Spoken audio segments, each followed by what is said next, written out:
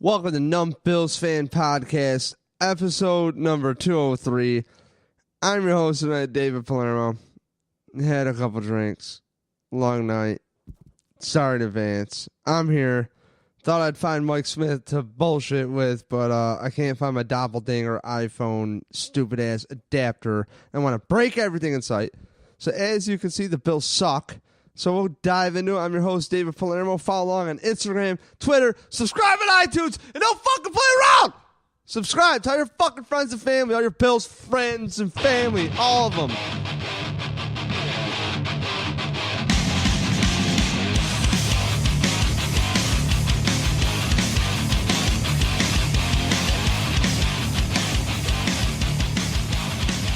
All right, so I guess it's podcast number something. It's a lot of podcasts. I don't remember. I should look it up. I think this is podcast number 206. I should see. Let me look it up. I'm not going to pause it. Like, why would I do such a thing? Oh, it's 207. Yeah. Podcast 207. Yeah, here we are. Here we go. Let's go. So, pretty much, I go to Mike Smith's house for this game, and Mike Smith has been a wonderful correspondent. And I tried calling him. No answer, but I'm also missing my thing to hook into the board, as I said earlier. So, essentially what I'm getting at here is thought I'd have a more interesting chit-chat, some more railing, some more rants, but I'm sure I can rile myself up enough. I talk to myself enough all day. So, let's set the scene. Derek Anderson is starting, and the way I look at it is it's the Colts. They won one game before they play the Bills. What can we get? Anytime I watch the Bills, it's this. I don't give a fuck if we are rebuilding. I don't give a fuck what's going on. I want to see progress. I need to see something I can latch myself to take this Sunday to watch this game. As I'm busy shaming all my friends who say, oh, I turned it off. But no, I torture myself and I sit there and I watch it. Meanwhile, other people are like, oh, yeah, I DVR'd it. Like, who has a DVR unless you're over 50? Tom McKilly, the only one who says it. So, drywall Tom if you know him. And I was really looking forward to the game because you got to figure Derek Anderson would just be able to, hopefully make something happen. I don't know. I was kind of thinking like, hey, it would be really cool because now, we could look into things like, are the receivers actually legit? How's the offensive line doing? Yada, yada, yada. So my damn post-game report is this. The Bills' offensive line is actually fucking improving. And guess what? We expect it. I said it in the offseason. Yeah, it looks like they brought nobody in. But usually we're looking at game 4 to see where we're at, but it could take longer. And I expect a line to gel. You're playing with the same 5 every time. There's really not that many practices. There's really not that many plays in a game. So, hopefully the Bills can figure it out. LaShawn McCoy went out. That sucked. But Chris Ivory, he seems serviceable. He seems fine. I have no problem with Chris Ivory. I thought he had a decent game. Obviously. Zay Jones is coming on. Don't sleep on Zay Jones. Been saying it all offseason. You can't do any worse than he did his rookie year. That's a rookie year. It's a lot of stress. And now we see the quarterback situation, and, it comes out Zay Jones is telling Kelvin Benjamin where the hell to line up. And look, Zay Jones' dad is a professional football player at one time. His brother's on the Eagles. It's an anomaly that things didn't work out for Zay Jones with his pedigree. So, for me, I've expected him to come up. And at first, you could say that a lot of his receptions were in garbage time, which could be true. But he has 19 receptions so far, 34 targets, 226 yards, 11.9 average. Kelvin Benjamin, in perspective, has 14 receptions, 37 targets, 217 yards, 11.5 average. So, the Bills have a whopping 3 passing touchdowns, one to Jason Kroon, one to Kelvin Benjamin, which was garbage time, and another one to Zay Jones, which wasn't. So, for a Bills fan and myself, I look to sports to keep my mind off of, honestly, the dark days. I don't think my life is perfect. Not saying I'm mentally right upstairs. People listening are probably chuckling. But really, the days get fucking dark. Honestly, it's fucking, my life is primarily depressing most of the time, honestly. So, I kind of look to sports, not to bring me out of a depression necessarily, but to keep me in tune, give me something to talk to my friends about, like what's going on. Keep my mind off of going from point A to point B with the checkpoints in life and just work on life, work on having fun and worry about the positive. Well, when a quarterback situation is so mismanaged on the Buffalo Bills and all you're hearing is trust the process, and what Sean McDermott and Brandon Beane do not realize is us Bills fans are an expert in your fucking process. And your fucking process of I know more than you is stupid. All of us fans, a lot of us have been calling it. A lot haven't. They're like, oh, they made the playoffs. Okay. I honestly wish Andy Dalton at this point would have incompleted the fucking pass so we can move on, frankly, to a greener pasture. Is it wrong of me to think we could do better at head coach and GM or no? Because, frankly, one of three phases is playing decent ball, and that's the defense. And frankly, they played Phillip Rivers, Andrew Luck, and Joe Flacco and shit the fucking bed on defense, okay? So let's call it how it is. Did the defense give up? I don't know. But they played stout at first. And then I'm almost at the end of the second quarter. I'm like, how the fuck is there a 0? So again, where are we with this team? There is no progression that we are seeing that we can really lay our hat on besides the defense. But I'm sorry, the defense is like the easiest thing to fix in football. Sorry, very easy to fix. Wade Phillips has shown it. Many defenses in Buffalo have come in year one have been effective. They don't have to be top 5. But Jim Schwartz was what? Top 5, right? Year one. In fact, you could even tell me the Bills could bring in Jim Schwartz tomorrow, and I would be fucking fine with it. Because I know the defense will be fine. But in hindsight, what really bothers me about the Bills' defense is the Bills had a lot of players here. The Bills had Kevon Seymour developing as a cornerback. They also had Roby Coleman, who was just re-signed. I believe the last year Rex Ryan. I was stoked for Roby Coleman. They didn't even play him. McDermott cut him. They cut him. They didn't even try him out. They cut him. Ronald Darby traded for Jordan Matthews. Kid wasn't even in football. That's how bad the Bills are. Latched on with New England. Caught him. And I believe he's with the Eagles now.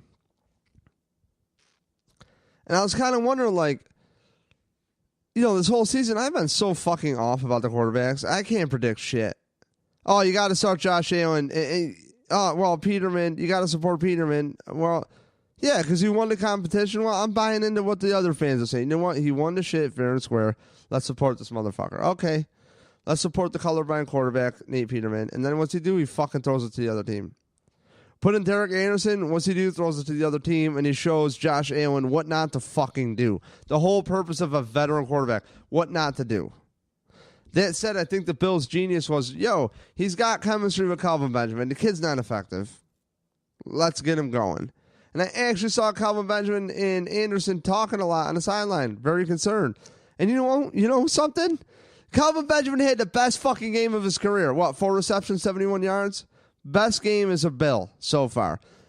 And the way that Anderson threw that ball, I was like, this is the slowest thing I have ever seen.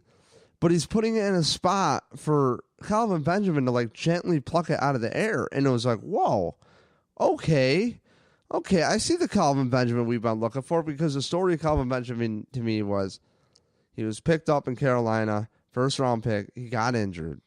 That's awful, dude. Second year, I think, he was injured. Came back fat. And, he's a young player. I don't expect everybody to get it. I've crushed Kelvin Benjamin on this podcast. I'm not trying to crush Kelvin Benjamin. That's not the point. I just need professional athletes to put a professional fucking attitude into their work. So, when I go see football, I would like to see people who do the best work they can to get there and make it happen. And you know what? Derek Anderson was the best quarterbacks the Bills have had this season. And it was, he almost threw for 200 yards, which is just like an abomination anyways. And all the Tyrod haters, let's just leave it right there.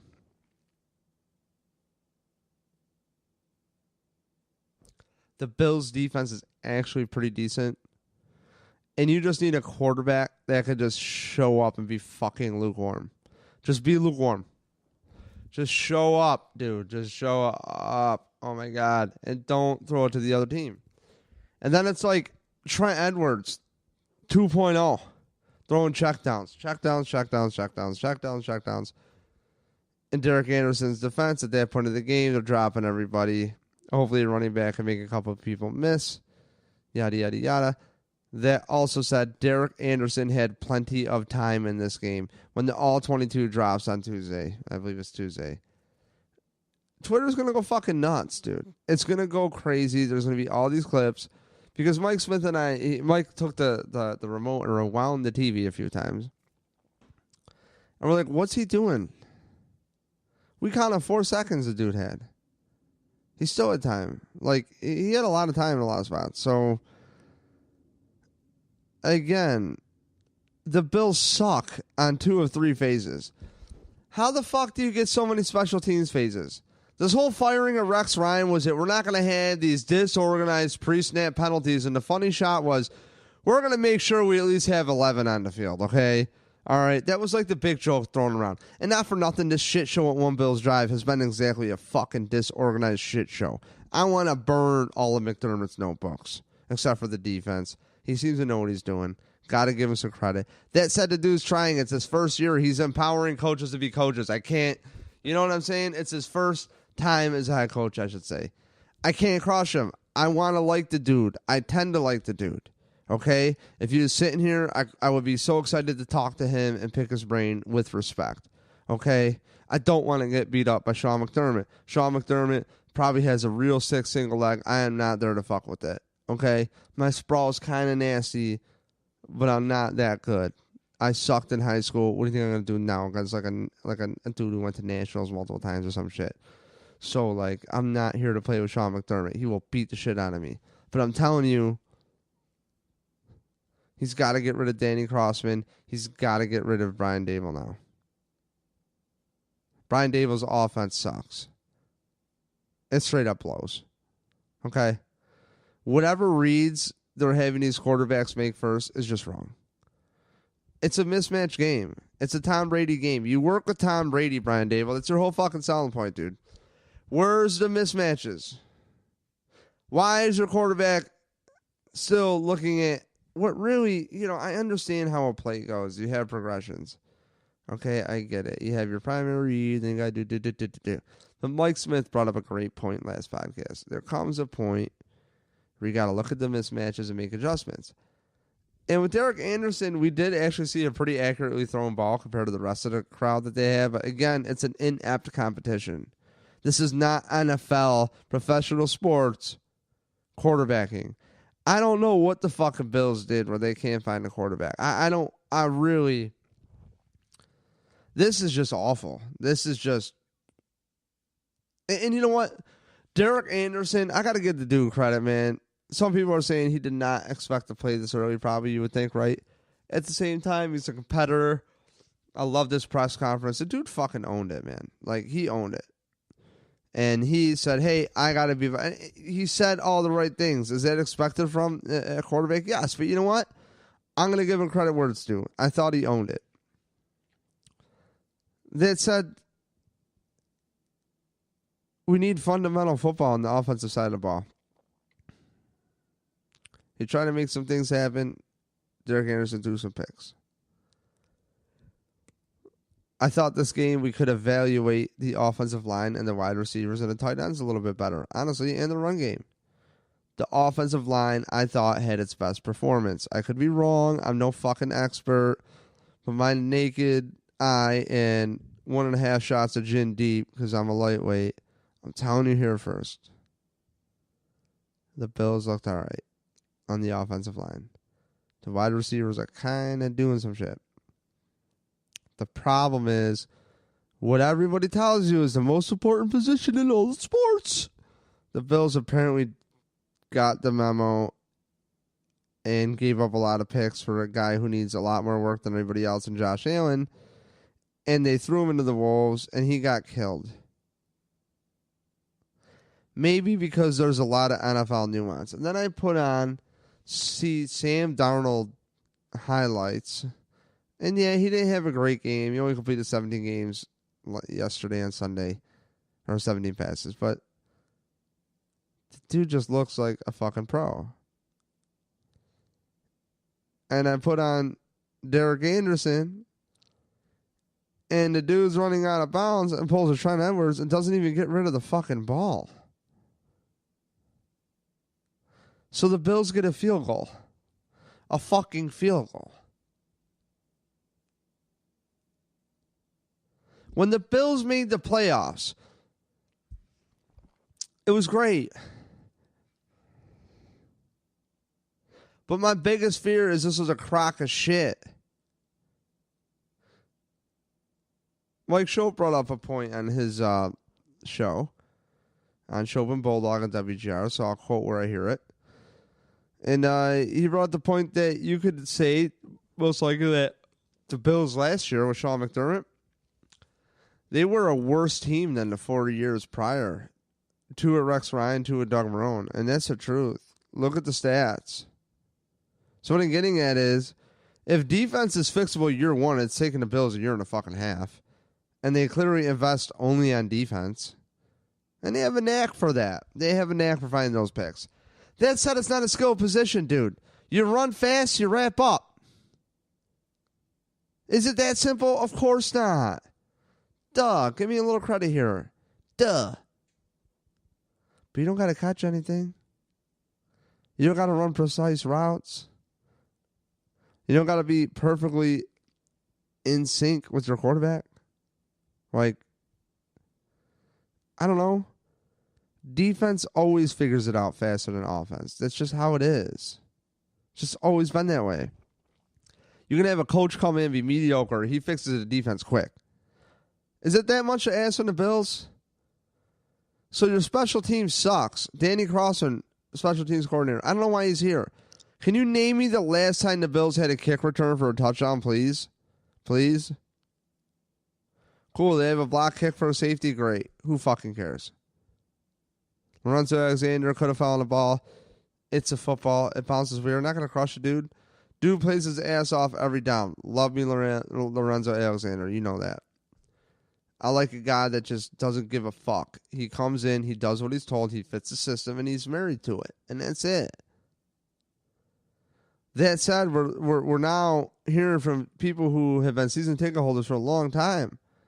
I watched a letter, or I read a letter today on Instagram, and I'm going to try to find it right now, and I'm going to read it out loud to you. So it's from this guy Russ Salvatore. I have no clue who he is, but you'll hear he sponsors something in here. So it goes like this: Coach McDermott, you win. For 50 years, I've been a season ticket holder and Bills backer in more ways than most. From hosting Bills parties at my restaurants every Sunday to hosting the team's largest away game party every year in Florida to buying out empty seats for our great fans to enjoy. I've been a great fan. Why? Because I love the camaraderie it builds in our city despite the lackluster production that has defined our teams for the overwhelming majority of its years in the league. So this dude's a good dude. He wants to have his homies with him. I relate to him. Me and the dogs roll in the van we got, so I got this van I should never have invested in, but I did. It's a piece of shit, but it was nice at one time, but it's just not serving me the best of luck. Just one of those. And I love rallying the buddies and doing our shit. You know, I love doing this podcast with our friends and hear their perspective. You know, just what's going on. So, next paragraph. I have stood by the trading away of great players that became Pro Bowlers in other cities. I've been on the merry-go-round of quarterbacks since the great Jim Kelly retired.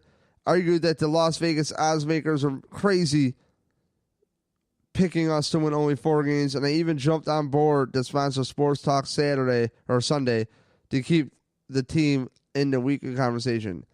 I was a quote-unquote believer. This dude's hurt. Russ Salvatore is really hurt. So, Russ, let me tell you something.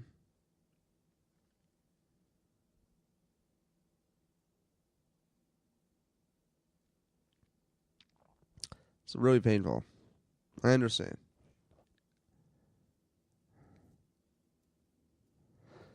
You know what's more painful, Russ? I'll get into it later. Next paragraph. Till today, congratulations, Coach M. You have done what no other coach, GM, player, or sports announcer could do. I'm jumping off the bandwagon. I'm 85 years young and have seen a lot and consider myself a pretty good barstool coach. But for the life of me, I cannot figure out how our team has fallen to complete disarray under your watch. Week 7, and we are starting a backup quarterback who every other team looked past and we signed just 2 weeks ago. Come on. This mentality of an empty bench is fine if we are legitimately competitive with the front 22. But we are not. We are below a mediocre team with no bench, and I say it as a sign of a coach chasing his tail. Let me tell you something. That's all I'm doing is telling you something here. 22 minutes in. This dude is spot on. Russ, my new bestie. Russ, you're fortunate to have been a diehard Bills fan during the 90s. I was a little kid, distracted with so many things. I did not give a flying fuck, frankly, about the 90s Bills growing up. I was not attached to it. My dad was not a Bills fan. I was into music. I was going to music shows, concerts. Went to like Steve Miller Band when I was 6. That's what I was about. Liked all my dad's teams, but none of them were shown on TV. He didn't like any sports teams. Wasn't raised with local sports teams. So I'm a late bloomer to the Bills. I can't draw up 90s Bills plays. I hate to admit that I have a Bills podcast, and I'm not the biggest 90s Bills fan. But what I do know about the 90s Bills is they were a cutting-edge offense. They were breaking records, and their offense to this day will still hold up. I do know that Marv Levy was an outstanding special teams coach, and he became a head coach, just like Harbaugh there in the Ravens, you know? And he's a great communicator. He took all these guys with these big egos, and he dealt with them. Do you think that Marv Levy would have cut Marcel Darius? Do you think Marv Levy would have traded away Sammy Watkins? I don't think so. I really don't think so. Okay? Do you think he would have traded away Darby, who is doing a great job? I mean, Darius is just a wonderful talent. I think you got to care for your players and learn how to work with them. Your way of the highway, all you've done now is really McDermott and being really McDermott. This is your fucking show. You have taken this team, at least from what we see, and ruined it. Literally ruined it. There is no hope for the Bills this season. The Bills are 2-5. Can they still technically make the playoffs? Sure, and I'm on board until they're mathematically out. But I feel like after next week against the fucking Patriots, we're going to be mathematically out of this race here as a Bills fan. And it's really honestly frustrating. It is the most frustrating thing I've ever seen with football in my life. The neglect of the offensive side of the ball is just putrid. It's not acceptable. I don't understand how the Pagulas can dare to bring these people back. Really. If I get credited for getting the coach fired, yeah, right, me? Okay. Good fucking joke. So, unless we get these listens up, I can't get credited. So, tell your friends, because, you know, the whopping 250 we get a week, I appreciate every single one of you, because we are a niche podcast, and that's what it's about. And I can't thank anybody enough for your time listening to my bullshit in your ears. So, whatever you're doing, sorry to be a Debbie Downer. So, last paragraph from this dude, from Russ Salvatore. We have made no progress in your time here. Our entrance into the playoffs last year was a perfect storm lining up in our favor. It will not happen again. And for that reason, for the first time in my life, I'm taking my doctor's advice to lower my stress level. Let's plan on a relaxing golf game together in early January. I know you'll be free. There you have it, Russ Salvatore. Do I know what he owns? No. Can I look it up? Probably. But I don't know if he's going to sponsor the podcast. So I don't know if I want to, really look into it. I'm just kidding. I'm Googling it. Russ Salvatore. Let's see what we come up here. Hopefully this dude's a cool dude. Looks good. He's chilling. So, oh, shit. Wow. So this dude's a real dude.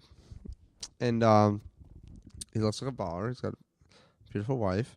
So iconic restaurant to Russ Salvatore celebrated his 85th birthday with the party Sunday at Seneca Niagara Casino. Cool. So this dude's a real life. I don't know what the hell he owns.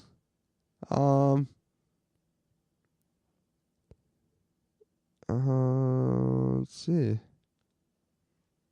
Yeah, that's crazy. So this is true. So Salvatore, this Bills New England Patriots game is a sellout and will be televised locally. So this is WIVB Channel 4 on a Sunday. I forgot what year this was. But he really did buy the remaining unsold tickets. He did not disclose what he paid. There was about 7,000 seats remaining. Tickets will be distributed to local military and youth organizations. Let me tell you something, Pagulas. If Russ Salvatore's fucking pissed, you're an asshole. You got to get rid of this dude. Okay? I don't want to hear about it. This dude is still working 100-hour work weeks at 85 years old. He works way harder than me. And I work pretty damn fucking hard. There's nothing like doing a radiator outside in the cold just now before you come in here to rip this stupid fucking podcast that you think people give a fuck about. And you realize that, they sent you the wrong radiator, or you thought you had a tranny cooler.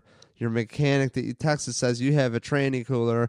And then I order the one that requires tranny cooler little plugins. And no, I don't have one apparently that attaches to it, to the radiator. So I'm fucked. So the stupid-ass van that was a great lemon that I was talking about is still a stupid-ass van, and I wish I would die inside of it. Anyways, wish I was kidding. So, Russ Salvatore's fucking pissed, and I am too. Okay? This is really painful watching the Bills.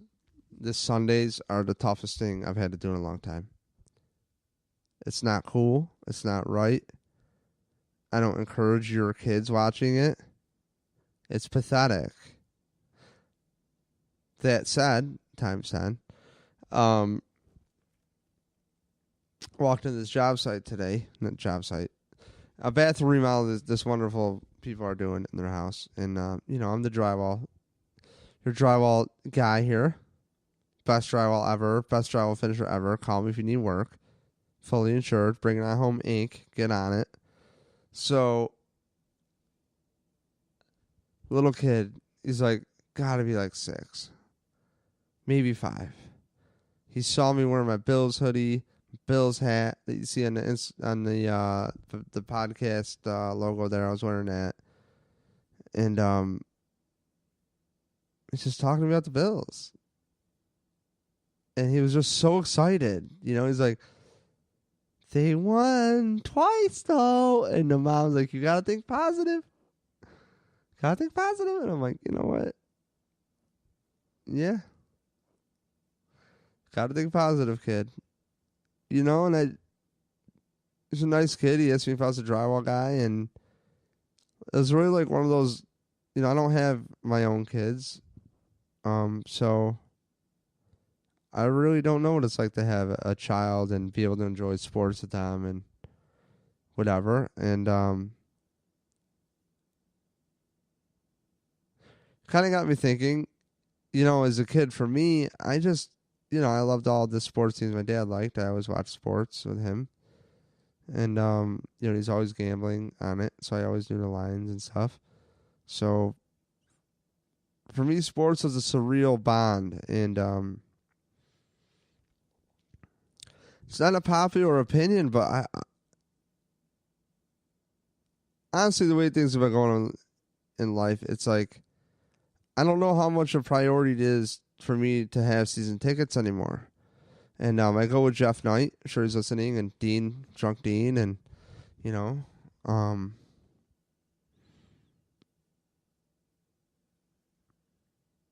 thing that keeps me going is hanging out with my friends. But in all reality, when that costs me $100 a game, after gas and food, and I'm going to go to 8 games for $800, and all the preseason games are fucked. You know what I mean? So you got to pay for parking. I got to drive this van. We got to split the gas. We're driving from Rochester. Yeah, is it our own choice? Sure. But I never thought I'd have a fucking podcast where I think about not going next year with my season tickets because I don't know if I can afford it.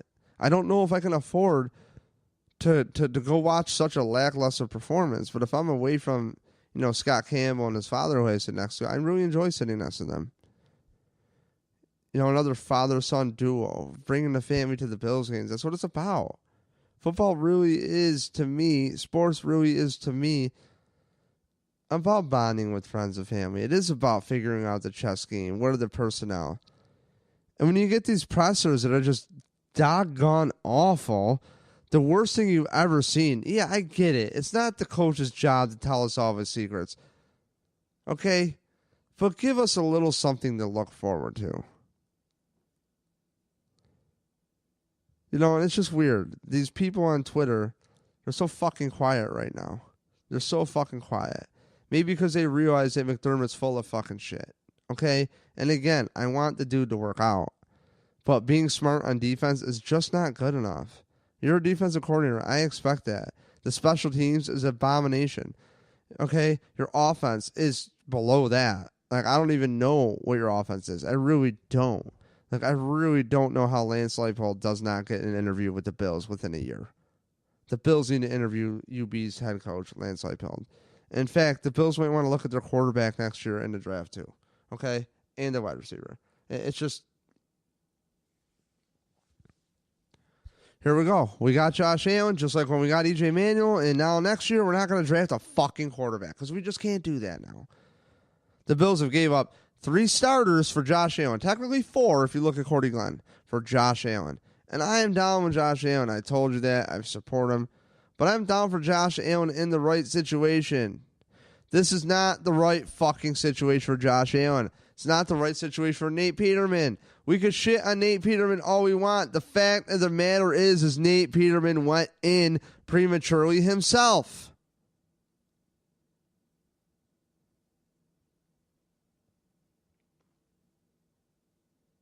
I don't know where to go from here. Not trying to be negative. I'm trying to be a little bitch here on the air. But it's fucking rough right now. And I need something to look forward to. But like I said, what can you take about the Colts and the Bills here? That game is... Kelvin Benjamin had the best game he could have as a Bill so far. His best game. We were able to evaluate the wide receivers a little bit. Offensive line showed time. They showed some good run blocking, I thought. The offensive line was not the problem this game. If you're thinking that at all, you can't do it. If you listen or look at every title of the podcast we've had lately, they're all fucking different. They're all inflammatory. I'm getting shredded on Reddit that from some people. I don't check my inbox. I'm sorry, but when you promote to Reddit, to Instagram, to Twitter, to Facebook, and then you're still self-employed running a little dumbass company, like doing construction. It's fucking taxing to get back to everything. So if you hit me up on Reddit, I truly appreciate it. Anywhere. I love the conversation. I love it. I love it, love it, love it, love it. It's just sometimes it's hard to get back to it. And am I offended when people go, oh, I won't even listen because it's, the description you're talking about firing the coach already? It's like, I don't know about offended, but if you do like podcasting, I hope you pass it along to a friend just to check it out because There's a lot of people that feel the way I speak. There's a lot of people that feel the way Mike speaks. Mike and I don't agree on everything, Mike Smith. I don't agree on everything with Jeff Knight or our other friends that we've had on the podcast. And the whole vibe of this podcast is the Logic Podcast. So, again, this has been podcast number 207, the Logic Podcast, numbillsfan.com. Check it out. Brought to you by punchdrunksports.com. Please just tell your friends. Numbillsfan.com is more of like a landing spot, see what we're up to. Just, you want to listen to it? Cool. Same image keeps uploading for the podcast. And, yeah, got to get some graphics up there. But, anyways, it's a landing page. Do your shit. You want to listen to podcasts, subscribe on iTunes, do your thing. Just keep your head up, Bills fans. All right, LaShawn McCoy, I hope we'll be back against the Patriots. Tom Brady called out the Bills. Saved some shit, like calling out Bills Mafia at the end of the game. And you know what? Maybe they'll light a fire on the defense to do some shit. But again, what do I know? So, all hail Derek Anderson to start. I guess he's starting. And you know what? I'm going to give Derek Anderson a break. I'm not here to crush him. He threw out the best quarterback performance we've seen all year, frankly, even with all the turnovers. And for those of you out there, a little note. That Minnesota Josh Allen game, in hindsight, was very equivalent to Nate Peterman Game 3 preseason, which was they both had very good field position and were able to seal the deal with points, okay? So, just to let you know, did they have to go 80 yards in either of those games, really, to get points? The Bills had massive turnovers in the prime spots. 5 points ain't going to work for me. The worst offense ever. Podcast, I believe, 203, Nate Geary. I think it's number 203, something like that. Look at Nate Geary in your podcast feed and check it out. Nate kills it. If you don't listen to the Real Deal Overtime show from Nate Geary, get the RSS feed. Type in Bills football into any podcast grabber. Okay, type in Bills football. Listen to Nate Geary's Real Deal Overtime show. I am so in lockstep with that dude. Loved having him on. Nate Geary's a hell of a guest. He's honest. He's bright. He's played quarterback. And he makes me feel smarter because I've never played organized football in my life, and I don't care to admit to tell you that. But I probably haven't hit my head as much as you people who have. But you'd think I have. Brought to you by punchdrunksports.com. Check them out. Thank you for tuning into this podcast, number 207. I'm your host, David Palermo. Subscribe to Punch Drunk Sports Podcast as well on Twitter at Punch Drunk Sports. So, I'm your host, David Palermo. This has been the ranting and rants of whatever. I guess that's what we're doing. Have a good night.